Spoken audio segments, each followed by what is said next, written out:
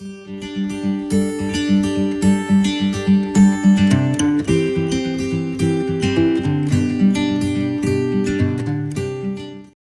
shall pause for a while and say a short prayer, thanking the Lord for the gift of the Eucharist that we have celebrated just now. In every Eucharist, Jesus offers himself to us, and we have his presence with us at this moment, having received him. Or those who are watching this Eucharist from far on a virtual platform, I'm sure that you were in the Eucharist through spiritual communion. And therefore, let us pause for a while and ask the Spirit of God to help us during an hour to come to reflect on his word.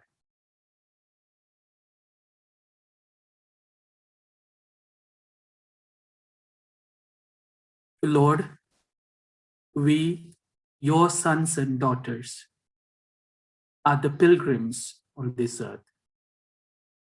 Help us on this spiritual pilgrimage that we have begun on Friday and we are ending today as a part of our Lenten journey. May our pilgrimage on this earth be sustained and nourished by the body and blood that you offer to us.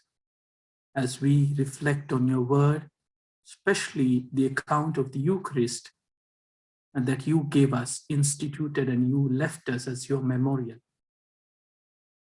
Send forth your Spirit, enlighten our minds so that having heard the word of God, we may be able to put into practice in our life. This prayer we make through Christ our Lord. Amen. Dear brothers and sisters, for our gospel reading, for our reading of the scripture, I have selected the reading from the Gospel according to Matthew, chapter 26, verses 20 to 30. Matthew, chapter 26, verses 20 to 30.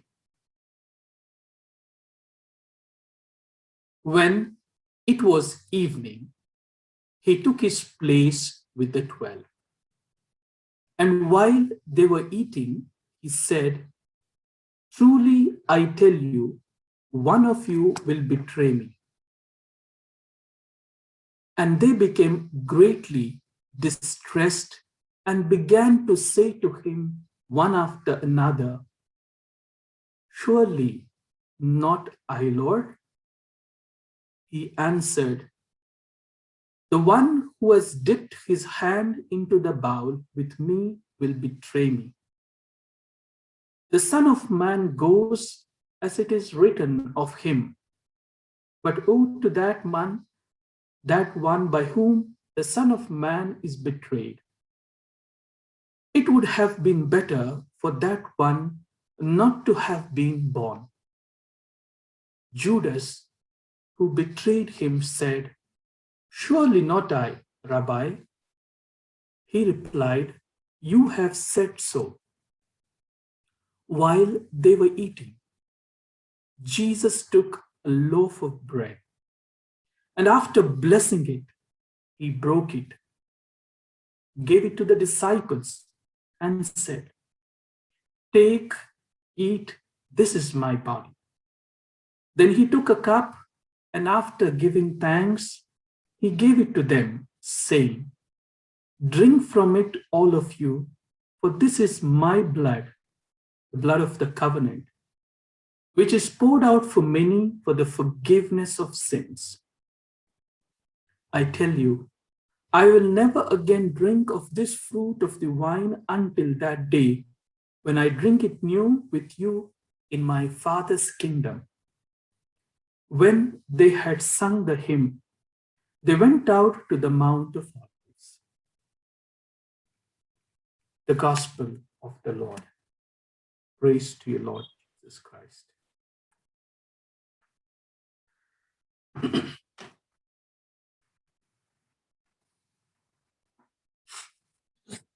Dear brothers and sisters in Jesus Christ, on the first day of our Lenten mission on Friday, we reflected on the theme, "From cross to glory.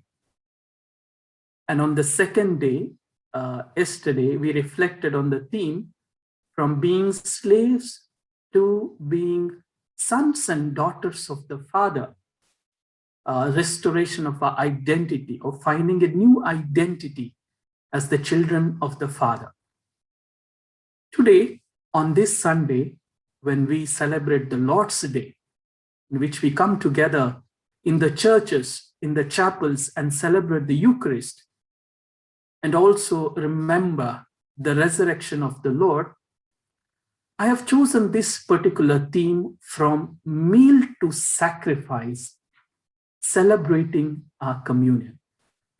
In other words, today, I'm going to share with you some of my reflections on the Eucharist, because as a kind of a culmination of the Lenten season, or at the beginning of the Paschal Triduum, on the Maundy Thursday, when the Church intensely celebrates or prepares for the resurrection, the first Mass, the first mystery we celebrate is that of Eucharist that evening on the Maundy Thursday. And Maundy Thursday meal, or the Maundy Thursday celebration, comprises of the three things, as the Church teaches us: the institution of the Eucharist, institution of the priesthood, and thirdly, giving the love command. And therefore, I would like to specially concentrate on this particular meal, the Last Supper, or better to call as the Lord's Supper, and share with you some of my reflection on the Eucharist. But before I begin, I would like to share with you a small real incident that happened in my life as a seminarian. Way back in 2005, I was when I was in the seminary for 1 year of kind of a experience, social experience. I was in Bombay. I was in Andheri, and I was involved with the social work of a organization called Sarva Seva Sangh. And this particular NGO caters to the needs of especially the children on the streets, as well as drug addicts, those who are in the slum. And I got an opportunity to work with the street children. And there was another brother, my companion, with me. And we were not in the seminary, but we used to stay outside. And we used to work doing this social work.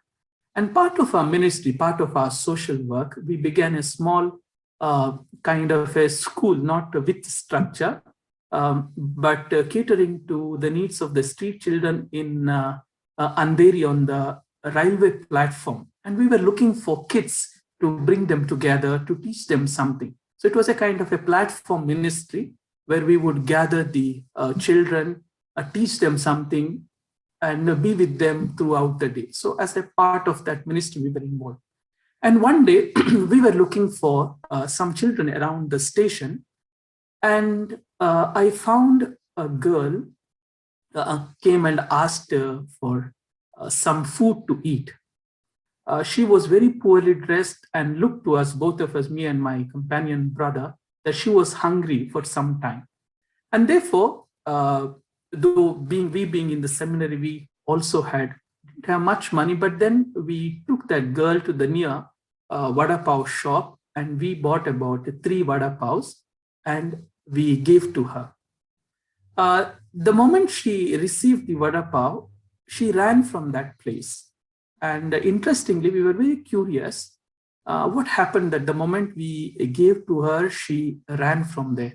And since we wanted to get the kids to our platform ministry to teach them, to bring them together, we followed that girl, thinking that perhaps she may be going to her house, or she may be going to the place where her parents are there. And we found that not very far from the station, under the so-called under the bridge, her family was there, her mother, and she had 3 other siblings. And the moment she had got this little vada pav, she ran, and we saw literally she shared what she received from us with her brother. She was the elder sister, and therefore what she got, she shared with her other siblings, and when they had eaten, she took a small piece of that bread and she ate. Perhaps it was a kind of an eye-opener for us to, on that particular day, even that you have little, you have received little, you can always share with others. And for me, whenever I think of the Eucharist, I think of this particular incident, that Eucharist is basically a sacrament of sharing. God shared his son with us. As John would say, God sent his son because God loved this world. God loves us so much that he gave us his own son so that we may not perish but may have eternal life.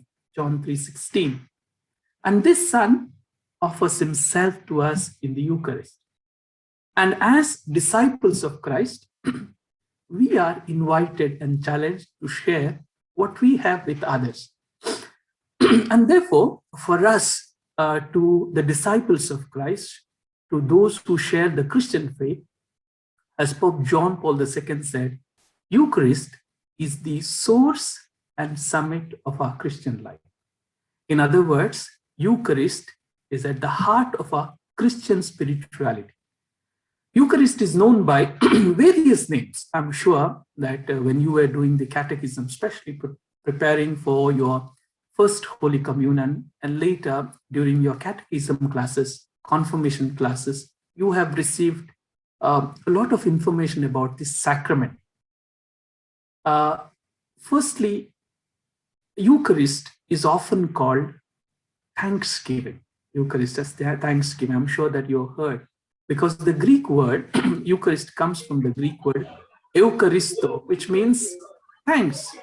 Just like we say thank you. If you go to Greece today, in modern Greek, they say Eucharisto. It means I would like to thank you. Shambhu, Shambhu, Shambhu, Shambhu.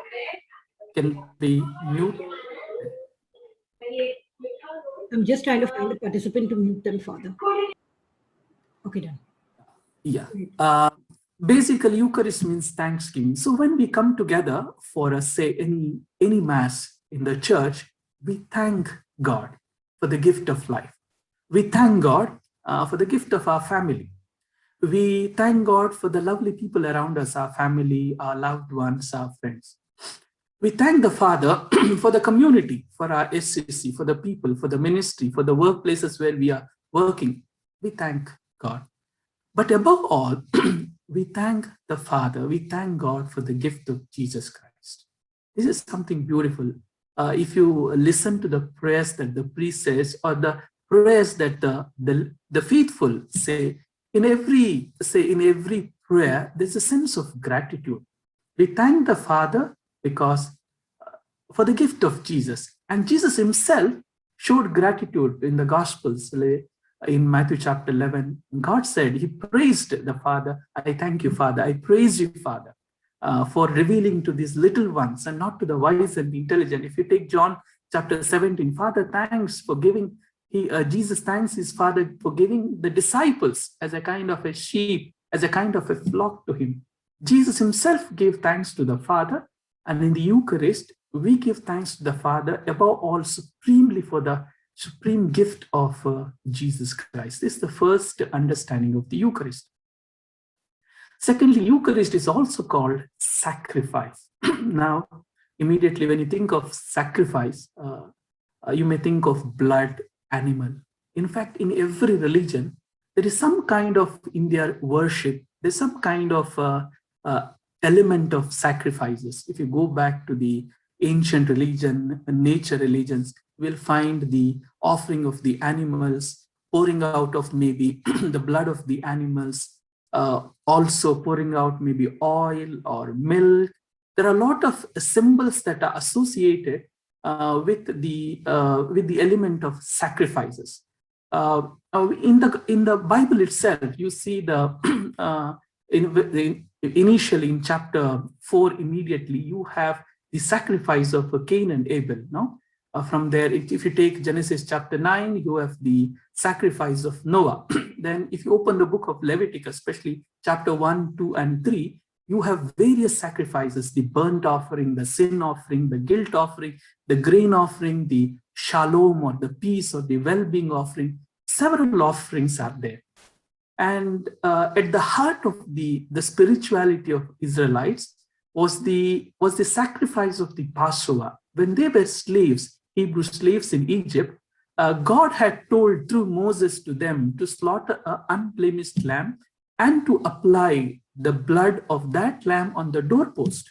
Now, why lamb? In fact, lamb gives two things. Firstly, lamb gives meat and lamb gives blood. Why meat? Because the Hebrew slaves, the people of Israel who were slaves in Egypt, had to make a long journey. And therefore, in order to nourish and sustain them, they were asked to eat that meat.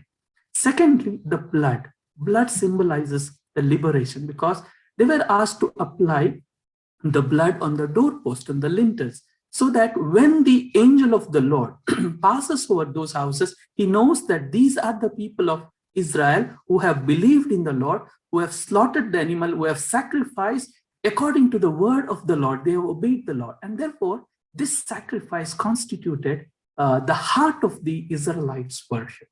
And I'm sure that in today's gospel reading, Jesus goes to the temple during the feast of the Passover, the Passover lamb, in which during which the lambs were slaughtered in the slaughtered in the temple. And Jesus, on the first occasion, the first Passover in the gospel according to John, Jesus is at the temple of Jerusalem. So you can see that basically Israelites, the religion of Israelites was a religion of sacrifices. So there's a kind of a ritualistic aspect. But then we find in the gospel, Jesus, when he was eating with the tax collectors and sinners, he says, what I want, what I require is mercy and not sacrifice. Well, Jesus accepts there's a ritualistic aspect of the Israelites' worship, how they do it in the temple. But what he does, the additional element is the existential aspect that Jesus brings into that sacrificial nature of that religion. I'm sure that in our families, our mothers make a lot of sacrifices, fathers make. So a mother's sacrifice for our child for 9 months after giving birth, taking care. Look at the soldiers on our borders, who take care of. So Jesus speaks in a similar language, much greater than that, that Jesus is ready to offer himself as a sacrifice for humanity to save us. Now, something that is beautiful that Jesus himself presents in the gospel. And thirdly, Eucharist as a meal. This is what I would like to focus upon, because very often this aspect of the Eucharist is not much stressed upon. And therefore, today I would like to share with you Eucharist as meal. And then I will conclude with Eucharist and our Christian mission. In fact, all of us love food, and I'm sure that some of you already had your lunch, and now after this session, you will have your supper. Whereas here in the afternoon, after this talk, after this adoration, I will go and have my food. Something that is beautiful is that before Jesus died on that fateful Friday, or we call Good Friday, the eve prior to that, Jesus decided to spend the moments of his intimacy with the disciples in the context of a meal. And that's the reason I would like to emphasize. Later, this meal became the characteristic feature of the Christian community. As I said, when the Jewish brothers and sisters celebrated Sabbath on Saturday, the Christian, those who followed, that time the religion was called the Way, the followers of the Jesus of Nazareth celebrated Sunday, the Lord's Day. And what did they do? They came, as we read in Acts chapter 2 or Acts chapter 4, the early Christian community came together to break the bread, to listen to the word, and to be in service. We listen to these in Acts chapter 2, Acts chapter 4. The early Christian community on the Lord's Day coming together to break the bread, to listen to the word, to remember what Jesus did. And if you read 1 Corinthians chapter 11, this is a very interesting incident that even in the early Christian community, especially in Corinth, there was an abuse of Eucharist. In the sense, in the early Christian community, people used to bring the bread and wine, and they would share, they would eat. But then that particular meal, which was supposed to be a meal of remembrance, remembering the Lord, became a meal of abuse, because each one came there to eat and drink. And Paul admonishes, if you read chapter 11 of Corinthians, where he speaks about the context of the Eucharist. In fact, it's the first, even before the Gospels were written, Paul is already writing about the Eucharist to the Corinthian community.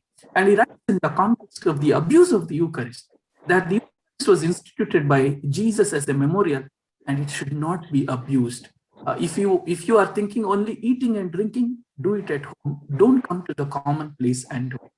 And therefore, today, as we think of the Eucharist as a meal, the first thing that comes to my mind, that the food that we eat, my dear brothers and sisters, it humanizes us. This is the first aspect that I would like to stress. The food that we eat humanizes us. Now the question is, why do we eat? Why do we eat? We eat because we are hungry. Then what about the animals? Even the animals eat. So what is the difference between us, we eating, and the animals eating? Precisely, that's why I said the food that we eat humanizes us. In other words, it is in the context of a family or people coming together, because when we share the meal in the context of a family or a community, it relationships, it builds relationship. And therefore, the food that we eat, the meal that we eat, not only has a nutritional value because we are hungry and it satisfies us, but it also has an aspect of building relationship. It builds relationship. And that's very important. There is a passing over from nutritional to relational. And this is the first and the most important thing. Come together for Mass on a Sunday or any other day, the Eucharist that we celebrate is supposed to humanize us, to make us better humans. It is supposed to make us better children of God. It is supposed to make us better brothers and sisters to our neighbor. The light of the Eucharist to be more compassionate, to be more empathetic towards one another. But often when we come for the Eucharist, we come maybe a heart that is not having conversion or repented, and we leave the church as we got into. As if the Eucharist has not humanized us, as if the Eucharist has not touched the core of our relationship. And the first element, then, when we think about food and food as the Eucharist as the food, that Eucharist that we receive, the body and blood that we receive, is supposed to make us better humans. This is the first element that I want to stress, the humanizing element of the Eucharist as well as the food. The second aspect is the food that we eat has a shared aspect or a very personal aspect. It means it moves from self-centered to other-centered. Very often I have seen in my family, when my mom was alive, and whenever I went for my annual holidays, after it is my mother who used to always prepare my food, and she would put food in the plate, and then before I could finish, she would always say, "Eat more." Perhaps sometimes I was not willing to eat more, but that was how she expressing her love. It's a very personal context. It's a very personal relationship that we have. Now, usually when we want to say we humans eat, what about animals? In English, usually even animals eat. But one of the languages that I know, German language, there are two words for eating. Now, for humans, they say essen, and for animals, they say fressen. So essen means to eat, to dine, to celebrate, to enjoy. Essen means to seize, to devour. No, as if you were hungry and then you grab your food. Now, what happens is that human beings, they share, but animals, they grab for themselves. And therefore, when we eat the meat, it is not just we. So imagine the food that we have on the table. Imagine in the context of the farmers' protest today, it is coming from the field, the farmers, the sea, and then becoming rice, going through the factories, and then sold in the shop. How many people are involved before it reaches my plate? So it's a kind of a food chain before it reaches, and therefore it's not only me that I share, but it's that I share with someone. So this particular element of sharing. And therefore, when we come to the Eucharist, when we receive the body and blood of Christ, it is supposed to make us other-centered. Now, Eucharist is not just given to eat. No, sometimes we can become Christians. We receive the Eucharist and we just go home. We have nothing to do with the other. Eucharist always has a sharing aspect. No, I'm sure that in your homes, when you sit together and eat, the food is always shared. The Eucharist is meant for sharing. Eucharist cannot be kept just for yourself. If we want to be the Eucharistic people, we are called to be people of sharing. And therefore, this is the second aspect that I wanted to share with you, the sharing aspect in which the Eucharist is given to us. Of the food that we have is the social context that we have. Social or the communitarian context of the meals. We always have a choice to eat the food all alone, or we can always eat our food with someone or in the community. Now, I live in a community here in Rome where there are about 60 priests and brothers.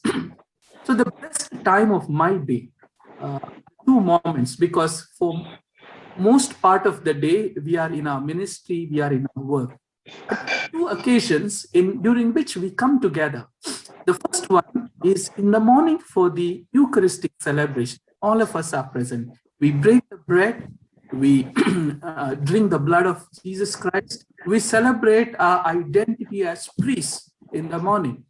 But then during the day, we come together for lunch and supper. And during this lunch and supper, these are our moments of being community. In other words, we reach out to others, we talk to one another, we share our lives. And then our meals have some kind of a social context. Similarly, the Eucharist is always celebrated in the context of a community. No, it is never celebrated alone. I'm sure now during this pandemic, many priests were forced to celebrate masses all alone. But a priest is not just meant to celebrate Mass all for himself. According to the teaching of the Vatican Council too, the Mass has got a communitarian aspect. The priest is a priest for others, is a man for others, is a person for others. And the most important thing during this communitarian celebration is both the people and the priest, because priest is not something who is above, kept on a pedestal. No, part of a community, as a representative of community, who guides and leads and celebrates the Eucharist along with the community. And therefore, this social and community, just like we eat food together, we celebrate our Eucharist also together because it builds our community. And therefore, you will find also in 1 Corinthians, this communitarian aspect of our ministry, of our celebration. It's not sitting at home or doing something or just watching on the television, the Mass, but the real Eucharist when we come together as the living body of Christ. And therefore, this is something that we find. Also, when we eat the food in our family, sometimes, at least as I know, because I was in different states in India, different provinces, different communities. Sometimes when we eat the meal, we also get to know the social context of the people. Say, for example, if you go to a particular tribal community, the way they eat, the things that they eat, the simplicity with which they eat, it tells about the character of that particular community. Say, if you are in a city, the choice of your food, the food that you get from, in the villages that you grow the food, but in the city, you get the food from the supermarket or other shops, the meat or elsewhere. It speaks about the urban character of the food or the choices that we have. What about the Eucharist? No? The body and the blood that we eat as a community speaks about the religious character of our community, religious character of our faith, spiritual. So it is not simply to be eaten, though it is food, but it also speaks about our faith. And therefore, that brings us to the fourth aspect of our food, because sometimes food can speak about the religious aspect of our faith. Now, in India, especially, given the particular context, there are some religions don't eat any meat. No, they are just vegetarian. Some of the religious communities that we know around us. But there are communities, there is a community that doesn't eat pork. There are communities that don't eat pork, but there are communities which also don't eat beef. But we also have our community, which in practically, I believe Christians eat all types of meat. Perhaps what is forbidden or what is asked of us not to eat may be the food that is offered to some idols or some images in a temple or something. So as a part of not to scandalize others, perhaps this is the food that is, or maybe if you're on a diet, your doctor tells you not to eat a particular specific food. Otherwise, mostly we eat all types of food. That's why it brings to me that what about the Eucharist? Can it be eaten by all? What does it speak about our religion? What does it speak about our faith?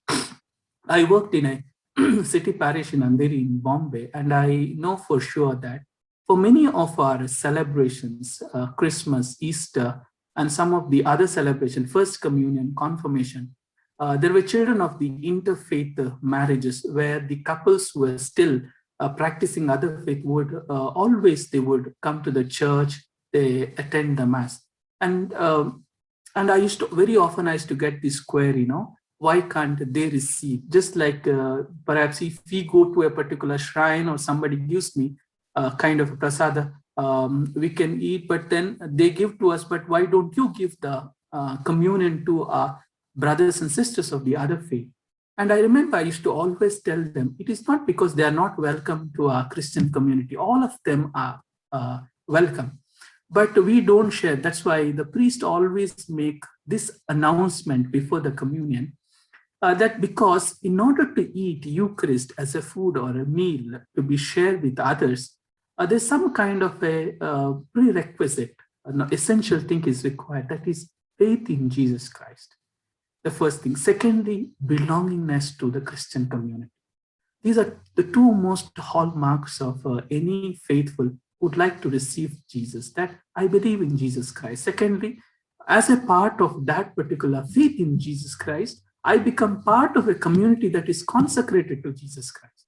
And therefore, if someone who comes from the other faith community and tells me that if I say no to him for giving communion, it is not because that I don't want to give him. It is rather because I do not want to impose my faith on someone who does not believe in Christ. Therefore, keep in mind, whenever the priest makes this particular announcement, not that the priests are not interested to give Jesus to others. No, it is rather to be seen, we do not want to impose our faith on someone who comes to the church, who does not know about Jesus Christ, perhaps who has not known the character of a Christian community.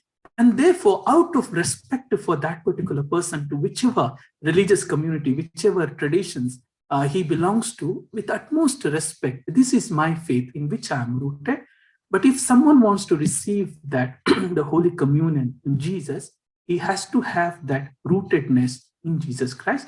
And secondly, rootedness in the Christian community. So that is at the heart of, and therefore, the food that we eat, just like in the society or in our family, has a religious character, so also the Eucharist that we receive has a religious character. It has a spiritual element that we share with the others. The next element that I would like to share with you about, that the food that we eat also is a kind of speaks about the justice and equality. I'm not sure, I do not know whether I'm going to offend someone at this moment. Look at our homes, our houses. Very often, say preparation of the food or preparing the food in the kitchen, it has got some gender rules. Sometimes in some societies, people believe that it is the women or the girls are supposed to cook. They should cook. So the men, boys are not supposed to enter the kitchen. So what happens? Preparing food or the roles of the food can also speak about the patriarchy, the male chauvinism in our community. So, and sometimes I know that the woman who prepares the food, or the wife or whoever at home, she prepares the food not according to her liking, but according to the preference of a husband or a man, whoever at home. And in some families, some traditional tribal families, I have also seen that after the men and children and everyone has eaten, finally, if something remains or something is there, the woman or whoever has prepared that eats last. No, so if you see in that way, that sometimes there can be some kind of an inequality that we begin to practice right at home. No, thinking about the food in terms of the gender roles. Today, it is not to be seen as some kind of a gender role. It's a kind of a skill, or cooking or preparing food, that everyone needs to be equipped with somewhere down, at least for their survival. And therefore, when we come to the Eucharist, see, we celebrate the Eucharist, though priest may be leading that. But ultimately, it is not the priest who celebrates the community, the teaching of the church. It is the Christian community that celebrates the Eucharist. Now, the priest may be leading that particular celebration. And that's why one of the theologians very said, whether you are a priest or lay people, we all of us are fundamentally equal. And that's what I said yesterday. We are, all of us are children of the Father, whether it's a priest or bishop, or whoever may be, the religious lay people, all of us are equal. Fundamentally, we all of us are equal. But functionally, we do different services. Perhaps lay people, you have a different workspace. As religious, he or she has a different space. As a diocesan priest, he has a different place of service and ministry. So functionally, all of us cannot do the same work. I'm sure in your home, if you've got, say, children, grown-up children, I'm sure that all of them are not doing the same job. Each one goes, chooses his or her profession according to a choice. And therefore, each one does ministry in the church. And therefore, all of us are fundamentally equal with the God-given dignity. But then functionally, all of us are different in terms our services to the Lord are different. And therefore, the church, the Eucharist, is supposed to give us a lesson of equality. When we eat, when we receive the body and blood of Christ, we all of us are equal. And therefore, I request you, look at your own families when you eat the food today. It's not that you begin to fight, you cook or I will cook. But then these are some of the subtle things in our families can be where the food can be attributed to some of the gender roles. Another element, maybe the last aspect of the Eucharist, a food, something that I would like to share with you, that a food has kind of an element of remembrance or celebration. Just imagine we eat ordinary food on a daily basis. But then imagine in your family, there's a birthday, or there is an anniversary, or say some jubilee, some celebration. I'm sure in order to make that particular day special, you have special food. Now, why do you prepare that particular special food? Because you remember something. Perhaps your son or a daughter was born on this particular day. You remember with love. You remember with much joy, and you want to celebrate that. Or maybe in some of the communities, especially on the, say, month's mind or the annual, say, mass of the persons, no, anniversary mass, even on the people of the those masses, after the mass, the visit to the cemetery, and then there is a meal that we take together. Now, it's also a kind of a remembering the person that who was meant to so much to us, to our family, and that particular person in his memory, as we come together in order to share our communion and fellowship, we share the meal together. And I know that in some of the religions, there is a concept called Annadan. No? On a particular day, they feed people. And I've seen many of our brothers and sisters within Christianity, our Christian brothers who go to the NGOs to remember someone, they give food. They give food to NGOs, maybe to the elderly, the children there, street children. These, and therefore the meal has a remembrance. You remember something when you eat together. Also Eucharist, what do we remember? We remember what Jesus celebrated that Maundy Thursday. Now he said, do this in memory of me. Now, So therefore, for us, it's not like it's like a birthday, or maybe birthday comes once a year. But with regard to the Eucharist, every time we celebrate, if you're celebrating the Eucharist, if you're going to the church on a daily basis, or if you're going on every Sunday you remember that memory. That the memory is that Jesus, as Paul would say, Galatians 2:20, Jesus loved me and he gave himself for me.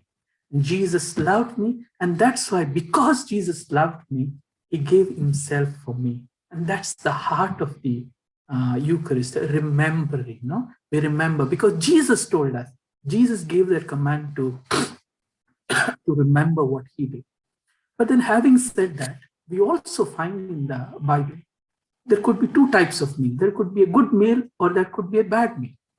Sometimes you may think that what is this bad meal? You are eating that meal.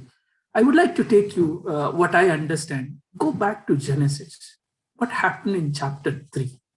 In fact, the first sin of the first parents was having a bad meal. They were told in the Garden of Eden not to eat. Mind you, not to eat. See, the first command they were told, you can eat from any of the trees, you can eat from any of the plants, but not to eat from that particular tree. You see, the first parents had a bad meal.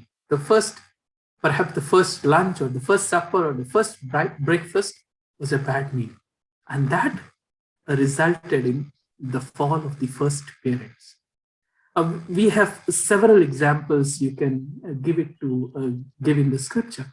I would like to mention another meal or another banquet, which became a banquet of blood. If you take Matthew chapter 14, in which when on the birthday of King Herod and Herodias, the daughter of Herodias danced in front of King Herod, and she pleased the king in front of her, in front of the guests of the king. And it all takes place in the context of a meal. And the king was so happy that without knowing, he promised to give anything what she asked for. And imagine, in the context of a meal, perhaps it was a nice celebration, birthday party. In the context of a meal, she asked for the head of John the Baptist. A meal of joy and celebration, immediately with the death of John the Baptist, turns into a meal of blood, a meal of martyrdom. And not only it is the fate or the destiny of John the Baptist, it also anticipates what would happen to Jesus, who is also a prophetic Son of God. What would happen to him on the Good Friday? And therefore, just it happened that John the Baptist's death happened in the context of a meal. Jesus' death, Jesus' sacrifice also happens in the context of a meal and the sacrifice. And therefore, I wanted to reflect with you this particular, from meal to sacrifice. You see, John the Baptist, and look at Jesus, meal, and then comes the sacrifice, something that is beautiful. And then Jesus, throughout his ministry, he had several fellowship meals. And these meals were characterized by the meals of the kingdom, because in those meals, even though he went to the houses of the rich people, or Jesus had meals outside, always sinners were welcome, prostitutes were welcome, tax collectors were welcome. And that's why the meals became an occasion to teach them about the love of God, to tell them that no one is ignored, no one is less loved, everyone has the same dignity, and the Father loves them. And that was the beauty of the kingdom meals, the table fellowship that Jesus had with his own disciples, the sinners, the tax collectors, and the prostitutes. And we know that in Matthew chapter 9, Jesus was at the house of Matthew, the tax collector, the Levi. He invited him to his house for a meal. He went, and yesterday we read how Zacchaeus, Jesus said, I would like to come to your house. And Zacchaeus throws a banquet meal to him, and that's where his identity is restored at a meal. And then we have Jesus throughout his public ministry, that he himself said, I am the bread of life. John chapter 6, verse 35. Jesus always spoke about himself as the bread that came from heaven to be the nourishment for people. But there are four occasions in the Gospels that I would like to mention to you. The first one is Jesus multiplied the bread and multiplied the fish. This is a kind of if you look at this particular aspect, there are 4 words that are used. That there's something that's beautiful that you see on the screen here. In fact, this particular mosaic, I'm sure that some of you have gone to the Holy Land. If you're going to the Holy Land, there's a particular church in Tabgha, a multiplication of the loaves. So this is exactly the context in which Jesus multiplied, this is the place Jesus multiplied the bread and the fishes. But interestingly, this particular mosaic is under the main altar, And if you can see on the screen, there are 2 fishes that the boy gave it to Jesus. But if you look at the basket, there are only 4 circles there. It means many people interpret that maybe where is the 5th one? The bread is not seen.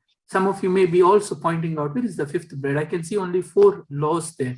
Maybe the 5th one is hidden down in the basket. Perhaps one who made this mosaic had the intention to tell that, well, there are 4 loaves of bread down, but above the altar upon which this mosaic is done, but the altar upon which is the 5th loaf, that is Jesus himself, who offers himself. He wanted to tell the 5th loaf is the bread of the Eucharist, which is celebrated on the altar, on the table, upon which, below which is this particular mosaic. And therefore, these 4 particular actions, Jesus took the bread, Jesus blessed the bread, Jesus broke the bread, and Jesus gave the bread.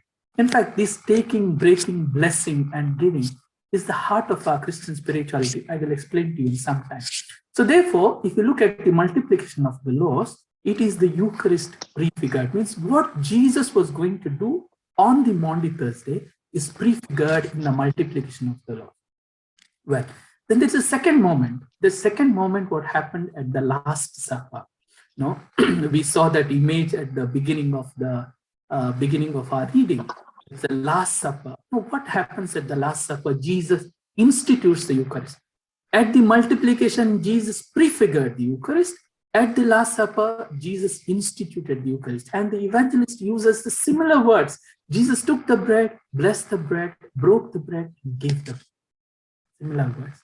But Jesus does these 4 particular actions on the Maundy Thursday during the supper, so that the Eucharist that he celebrates is accomplished on the Good Friday on the cross, in the sacrifice. And therefore, in the multiplication of the bread, Eucharist is prefigured. On Maundy Thursday, Eucharist is instituted. On Good Friday, Eucharist is accomplished or realized, actualized. And then there's a 4th moment, especially we find in the Gospel according to Luke chapter 24, that on the Sunday of Jesus' resurrection, Jesus walks with 2 of his disciples to the Emmaus, and Jesus celebrates the Eucharist. And again, the evangelist uses similar words. Jesus took the bread, blessed, broke, and before he gave it to them, their eyes were opened and they recognized that he was the Lord. So Jesus, in fact, what he prefigured, instituted, and accomplished, Jesus is the first one to celebrate with his own disciples in the context of a home, in the house, in that particular village of Emmaus, in the home of his disciples, 2 disciples, Jesus celebrated the first Eucharist. I'm saying after his death, as a memory, in remembrance that Jesus celebrated. And therefore, these 4 key words that I would like to share with you as my final reflection. Taking the bread. What is the meaning of taking the bread? Every time the priest celebrates the Eucharist during the institutional part of the Mass, during the Eucharistic prayer, when he remembers the institutional narrative, he repeats this word. Jesus took the bread, blessed, broke, and gave it to his disciples. What is the meaning of taking? When I take the bread, when the priest takes the bread and he receives into his hand, he makes an act of offering. In other words, it means now the bread, by the very action of taking the bread is in the hands of the Father. The bread is in the hands of the priest. The bread is in the hands of God, who, transforms into body and blood of Christ. Something that is very beautiful. I'm sure that this word take has a very profound meaning, because it's not only an act of offering, it also gives an identity to us. No? That when we surrender ourselves into the hands of Christ, we become that bread which can become life-giving. No? That's why there's a very famous saying that we become what we eat. In other words, for us priests, we become what we celebrate. If I'm celebrating the Eucharist, I'm called to be a Eucharistic person. If I'm celebrating the body of Christ, I'm called to be the body of Christ in the society. And therefore, taking the bread gives me an identity, what I want to become. And I just want to tell you that some of you here, perhaps in this group, are married people. When did you use the word take? And I'm sure that I do not know that whether you remember at this moment, you used this word take when you came together for the sacrament of matrimony in the very church where you celebrated the Eucharist. When you exchanged the vows, what did you say to your partner? I, so and so. Say, for example, Joseph, Mary, I, Joseph, take you, Mary, to be my wife. And I, Mary, take you, Joseph. It means it gave an identity. You came to the church as two separate individual people, but at that moment, you were giving an identity to one another. And you know, by the Catechism of the Church, the ministers of the sacrament of matrimony is not a priest, but both of you as spouses, husband and wife. So you are now beginning to give a new identity to each of you. I, as a husband, so and so, take you to be my wife. And similarly, when you exchange that ring, you say, take this ring as a sign of my love and my fidelity. You use that word take because it gave an identity to both of you as a husband and wife. And therefore, every time you celebrate the Eucharist, when priest takes this bread, he not only makes an act of offering, receiving the body into his hand, but also that particular offering not only gives an identity to the priest, that is in the hands of God, but also an identity to the entire Christian community. The second word is Jesus blessed. Jesus blessed the word. The word blessing comes from the Latin benedire. Benedire means to say something good of the other, well of the other. In other words, the blessing, the gratitude aspect of blessing. Jesus blessed, give thanks to God. Eucharist teaches us to be people of gratitude. If taking means offering identity, blessing means gratitude. Gratitude for everything that we receive. Jesus thanked the Father for having had that bread in his hand. And I need to thank not only for the good things that I enjoy, I need to thank for having the best gift, the supreme gift of Jesus himself in my life. And therefore, when I thank God, when I look up and thank the Father, I need to look around me, look downward around me and give thanks so that I become a blessing to others. Third option, the third word that is used is Jesus broke the bread, breaking the bread. I still remember what St. Ignatius of Antioch said, I am the bread of life. If I have to be ground in the mill of life, I'm the grain. If I were to be ground in the mill of life, I would become pure bread to Jesus. And the same thing is John the Evangelist reminds us in chapter 12, verse 24. Unless a grain of wheat falls in the ground and dies, it remains single. But only when it falls and dies, it bears much fruit. And therefore, in breaking, there is sacrificial aspect, giving, life-giving aspect. Now, that is so much reflected in our life. Sometimes, in order for the best results to come in our life, we need to be broken. Only when we go through the phase of suffering, when we are found ourselves as like seeds that are planted in the ground, when they bring forth fruit, we realize what miracles that we hold. And this is the sacrificial aspect that is there in the breaking. And finally, giving. That it is broken, it is taken, it is blessed, and it is broken in order to be given. That's very important. And that's why somebody asked me, Father, when you say these words during the Eucharist sacrifice, why don't you break the bread and give to the people? Whereas you break, we call fractio panis, you do it just before communion and not during the Eucharistic prayer. Many times people have asked me, and the answer is this, my dear brothers and sisters. What we do during the Mass is not dramatizing. I'm not dramatizing the Mass. If I were to dramatize the Mass, when I say the words, Jesus took the bread, blessed, broke and gave, I'm supposed to break and give it to you. But I don't do it because the action of breaking is meant to be giving, is meant for giving. And therefore, when do I give it to the people? When do I give it or share it with the Christian community? In our missal, it is always after when we say the Lamb of God, and then comes the moment of communion. Since Eucharist is meant to be shared, the bread is broken at that particular moment so that it is shared with people. No?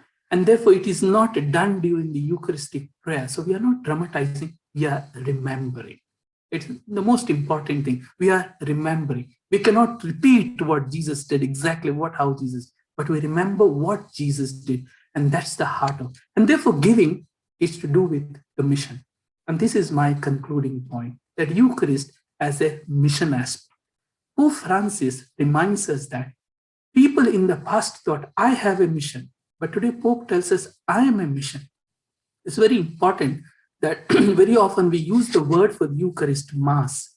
The word Mass comes from the Latin word missa. If some of you know Latin, or elderly people, those who celebrated Latin Mass, in the past, the Mass, a Latin Mass ends with ite missa est. It means go, the Mass is ended. In other words, missa means to be suspended, to be sent out, to go forth, go out and tell. In other words, you're not supposed to remain there, but what you have celebrated, share it with others. That is your mission.